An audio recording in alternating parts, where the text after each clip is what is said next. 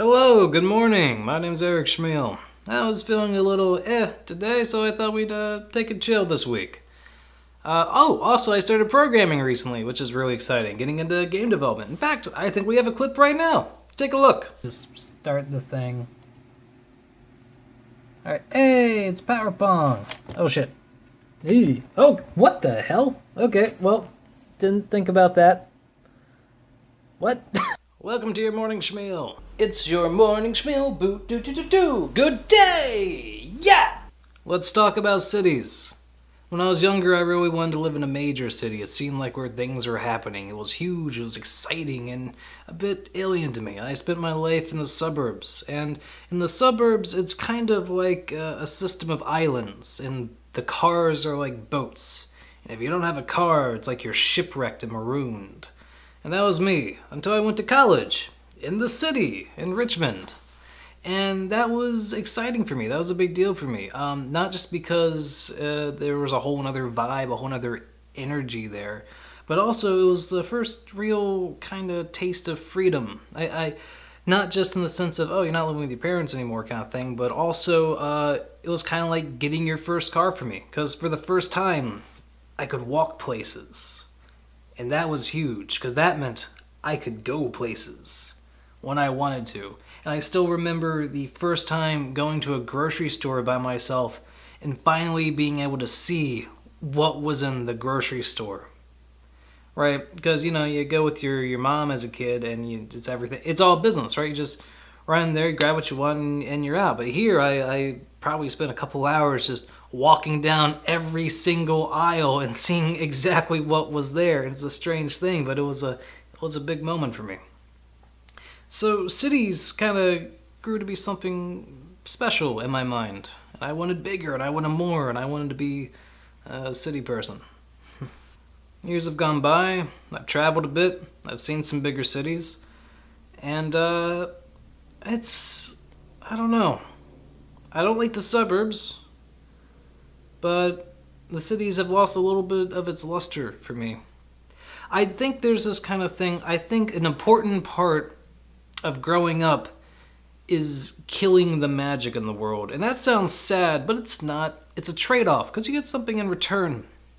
The world seems like a magical place when you're younger, when you haven't seen much, because, and that seems, condescending. I don't mean it so literally, but I don't mean to say that people don't have perspective, or, I mean, they kind of don't, but my point is if you don't know something, it's an unknown. Now, if it's unknown, it could be anything. And there's magic in the anything, right? Because, you might have an idea, but you haven't seen it yet, so there's so many, who knows what it'll actually be like, right? Maybe there's some aspect you hadn't considered or no one had mentioned. I don't know, you just haven't seen the thing in the flesh. It's not physical, it's not concrete, it's just kind of in the head, it's abstract, it's an idea. A city you've never been to exists in your mind in a similar way as your childhood memories do. Except, your childhood memories you actually experienced, so that's a little more real, right? But it's foggy and it's hazy and it's non-concrete and it's, maybe a little bit better than the real thing. Or maybe a little bit sadder. Whatever it is, it's not what it actually was. And so when you live your life and you get older and you experience more things, you get to know more things. You have more direct experience with more things. And so that unknown disappears, and the magic that lies in that unknown disappears with it.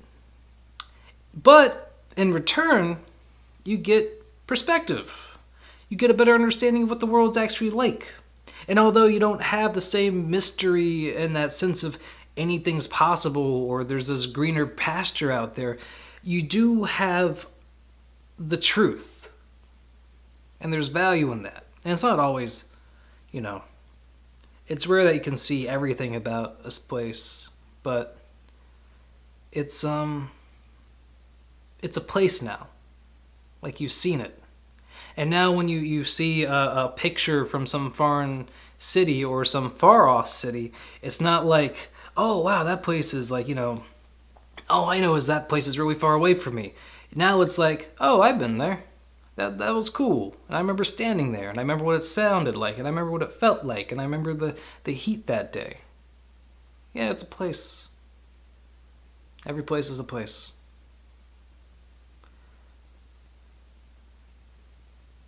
With that experience, I kind of fell out of love with cities a little bit. I became less eager to live in a larger one.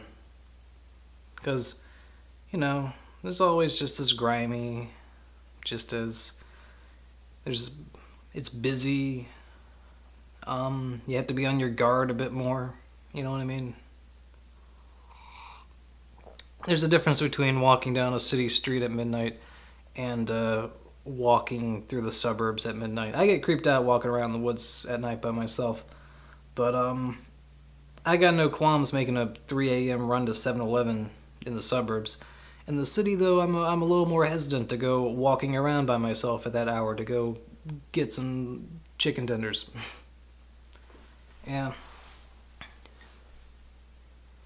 I hadn't left my house in a while. I've been busy with work, busy trying to do things, interesting things I think are cool. But it has been a lot of time at home. And so the other day I took the opportunity to make sure I got out of the house, because it had been a while. And I went to the Virginia Museum of Fine Arts. I didn't quite feel like going anywhere, but I knew that I should. And while I was there, I saw some paintings that I hadn't seen before. I'm very familiar with the museum, so it was kind of different. And they they're these paintings of urban scenes from long ago, but they kind of recaptured some of that old magic I used to think of when I thought of cities and what it was like to live in them and that busyness. And for a little bit, it kind of brought, I don't know, nostalgia for an ambition.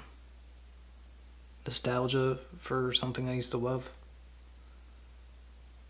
A nostalgia of a dream.